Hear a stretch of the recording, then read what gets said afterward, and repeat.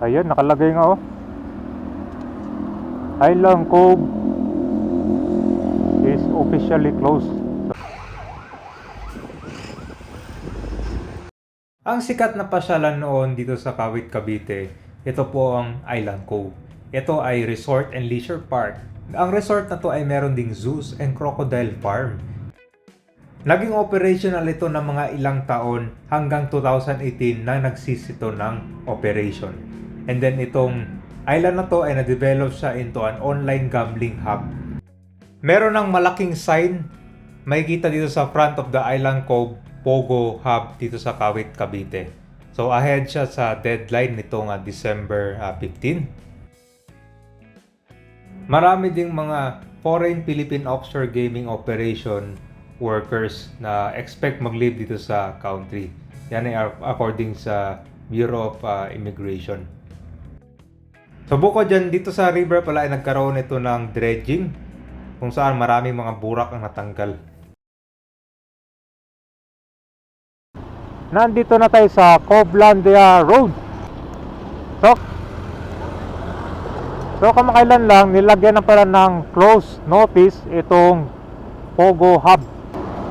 Island Cove, isang resort and leisure park. So mga taong 2018 nga ba, yan yung nag-stop ng operation Island Cove dati. So mga ilang taon naging Pogo Hub siya. At ngayon ay nag-cease na ng operation, sinarado na.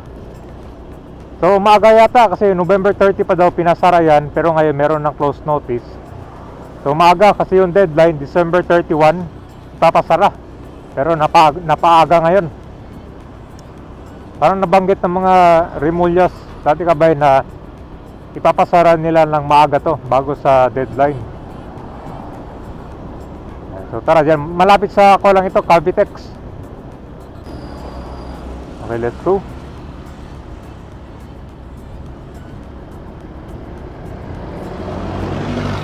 So nagkakaroon din pala ng dredging dito sa river oh. Dito sa ilalim ng Cavitex Bridge. Start, tignan natin.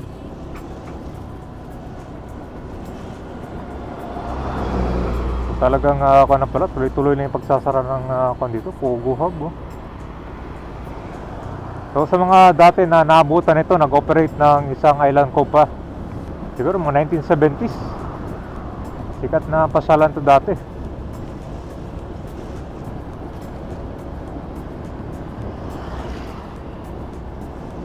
Yan na yun, after maging Island Cove to, napuno siya ng mga gusali.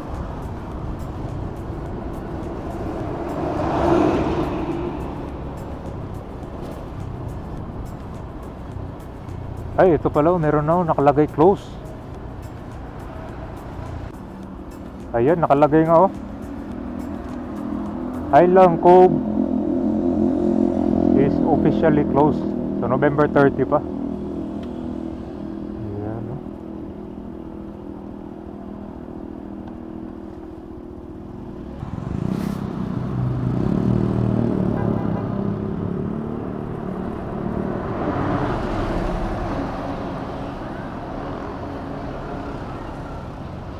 So marami din mga workers na wala ng trabaho niya kabayan no? Kasi halo-halo yung mga nag-work dito eh. Meron din mga mga Pinoy. Yun, sarado na rin no?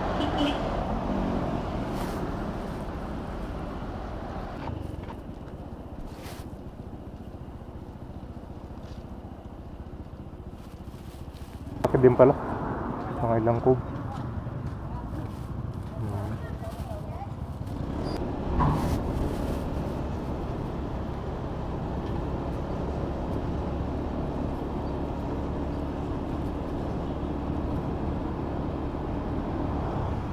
So ito nakikita nyo yung kabayan, ito na po yung dating Island Cove. Naging resort and leisure park. Tapos nag-stop ng operation yan. Tapos mga ilang taon ito ay Pogo Hub. Matagal din no, bago nag-close. Totally Pogo Hub ngayon. At maaga sa deadline, bago December 31 ay officially sinirado na. So ito ay dalawang island yan. Sikat to dati noong mga 1970s na pasyalan dito sa Kawit, Cavite.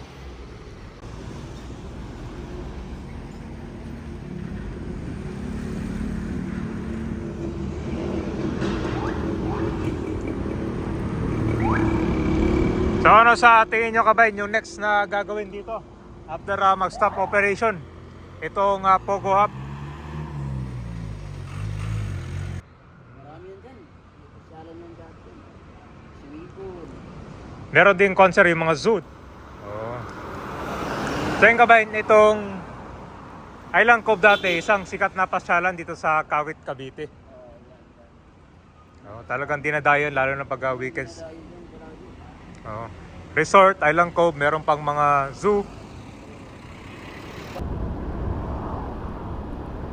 Ito, umikot lang tayo.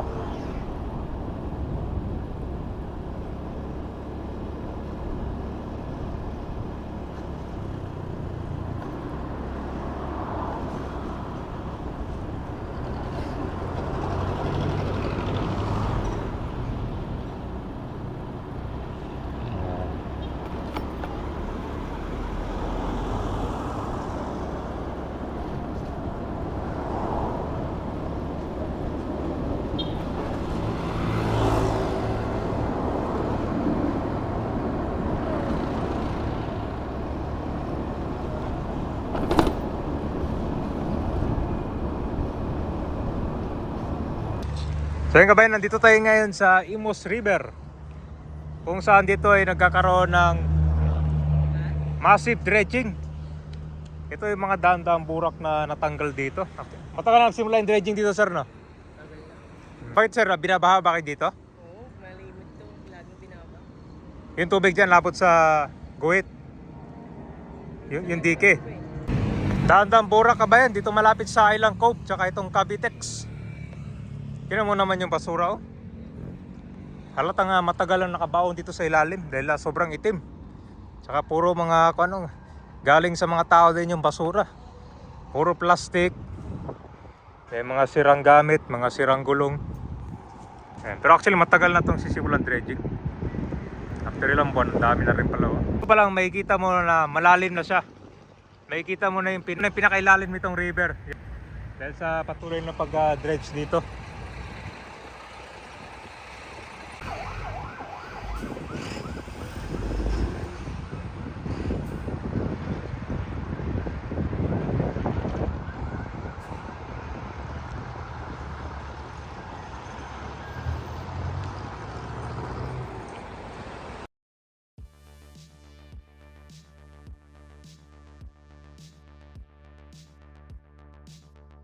So last November 13 nung officially sinirado ito ang mga gusali na tinaguriang Cavite Pogo Island, o kilala din sa dati nito ang pangalan na Island Cove.